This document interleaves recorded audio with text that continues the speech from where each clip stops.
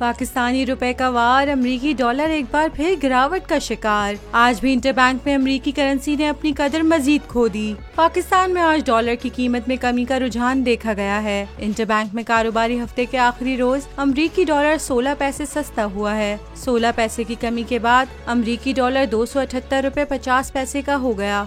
गुज़िश्ता रोज interbank में dollar 278 रुपए 66 पैसे पर बंद हुआ था। दूसरी जानिब स्टॉक एक्सचेंज में तेजी का रुझान देखा जा रहा है, जहां स्टॉक एक्सचेंज में 78,000 पॉइंट्स की हद बहाल हो गई है। 100 इंडेक्स 650 पॉइंट्स बढ़कर 78,390 पॉइंट्स पर पहुंच गया।